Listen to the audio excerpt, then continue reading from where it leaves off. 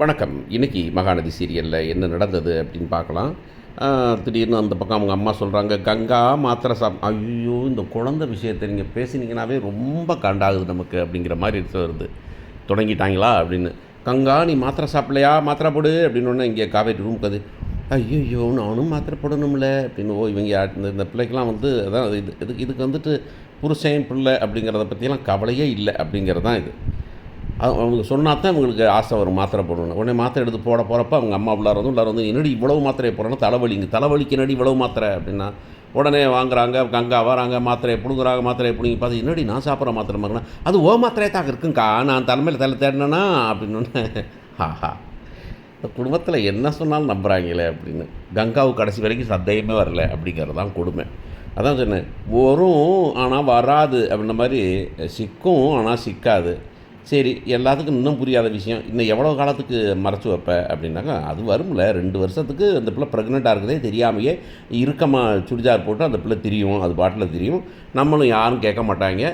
அது அப்புறமால வந்துட்டு ஐயோ பாப்பா அப்படின்னு வயிற்ற தொட்டு பார்க்கவும், பாப்பா பீப்பான்னு ஒன்றுமே இல்லையம்மா தெரியலையாப்பா, நீ அதை பற்றி கவலையும் பட்டதில்லையே அப்படின்னு சொல்ல வேண்டியிருக்கும்.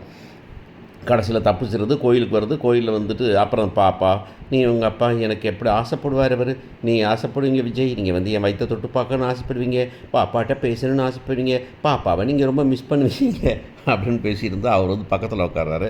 உட்காந்தா எங்கே வந்தீங்கங்கிறது அப்புறம் சொல்கிறாரு, கேட்குறாரு என்ன கேட்டால், எப்போ பார்த்தாலும் உங்கள் அம்மா பிரச்சனை தான் உனக்கா, உங்கள் வீட்டு பிரச்சனை தான் உனக்கு, நான் இல்லை பிள்ளை இல்லை அதெல்லாம் இல்லையா உனக்கு அப்படின்னா என்ன பண்ண சொல்கிறீங்க, சரி இப்போ என்ன எல்லா பிரச்சனையும் நான் சால்வ் பண்ணுறேன் அப்படின்னா அது உங்களுக்கு வேண்டாம், அது உங்களுக்கு தேவையில்லாத வேலை, நீங்கள் உங்கள் வேலையை பாருங்கள். ஆனால் நீங்கள் ஜெயிலில் இருக்கும்போது நான் ஊரெலாம் சுற்றி நான் வந்து கண்டுபிடிப்பேன், உங்களை காப்பாற்றுவேன், ஆனால் அது பண்ணலாம், ஆனால் நீங்கள் ஒன்றும் பண்ண வேண்டாம் அப்படிங்குது. என்னன்னாக்கும் பாட்டிக்கு வந்து பாட்டிக்காக மரியாதை கொடுக்குறாங்களாமா அவங்க.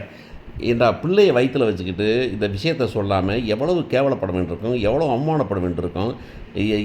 இந்த விஷயத்தை ஒரு சால்வ் பண்ணுறதுக்கு வந்துட்டு நம்பிக்கையான ஆள், என் வாழ்க்கையில் எனக்கு நம்பிக்கையான ஆள் என் புருஷன் மட்டும்தான் அப்படின்னு சொல்கிறது கூட உனக்கு இல்லைன்னா அந்த பையனோட பாசத்துக்கெலாம் என்ன தான் கணக்கு. ஆனால் அந்த பையன் அசத்தி தள்ளுறான், உட்காந்துருக்கிறதுல கோவப்படுறதா இருக்கட்டும், அக்கறையாக பேசுகிறதா இருக்கட்டும்.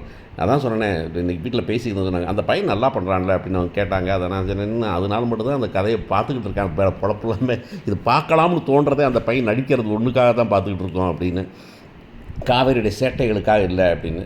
கடைசியில் காவேரி வந்துட்டு இல்லை முடியாது அப்படியா இப்படியான்னு பேசுது. அப்புறம் சொல்லி பார்க்குறாரு. ஆனால் அந்த பிள்ளை கேட்குற மாதிரியே இல்லை. நான் என் பிரச்சனையை பார்த்துக்கிறேன், உங்கள் பிரச்சனை நீங்கள் சால்வ் பண்ணுங்கள், நீங்கள் உங்களை பார்த்துக்குங்க, நீங்கள் வந்து இங்கே வர வேண்டியதில்லை, எங்கள் அப்பா சொத்தை மீட்க வேண்டியது என் கடமை, எங்கள் கடமை, உங்களுக்கு அது சொமை அப்படின்னு. ஓகே, ரொம்ப சந்தோஷம். நான் அதுக்கு என்ன சொல்லியிருக்கணும், இவ்வளோ தானே, ரொம்ப பிரச்சனை இல்லை, உன் பிரச்சனையை போய் உங்கள் அப்பா பிரச்சனையை பாரு, வா இந்த ஒரு இடத்துல இருந்து ஆஸ்பத்திரியிலேருந்து பிள்ளையை பெற்று கொடுத்துட்டு அப்புறமா போய் உன் குடும்பத்தை காப்பாற்றிக்க நான் பிள்ளையை பார்த்துக்கிறேன் அப்படின்னு சொல்லி இந்த பிள்ளைகிட்ட கூப்பிட்டு போகணும்னு நினைக்கிறேன். கடைசியாக வந்து அவர் பேசும்போது கடைசியாக சொல்கிறாரு, இந்த பாரு எங்கள் பாட்டி சொன்னதான் சரியாக இருக்குது, எங்கள் பாட்டி சொல்கிற மாதிரி நீ இருக்கிற, நீ யார் சொன்னாலும் கேட்க மாட்டேன், யாரைக்கும் அடங்க மாட்டேன் அப்படின்னு எங்கள் பாட்டி சொல்கிறது சரியாக தான் இருக்குது அப்படின்னு சொல்லும்போது ஆமாம் அப்படின்னு எனக்கு தான் தோணுது, பாட்டி சொல்கிறது சரிதான்னு. பார்ப்போம் என்ன பண்ண போகிறாங்கன்னு.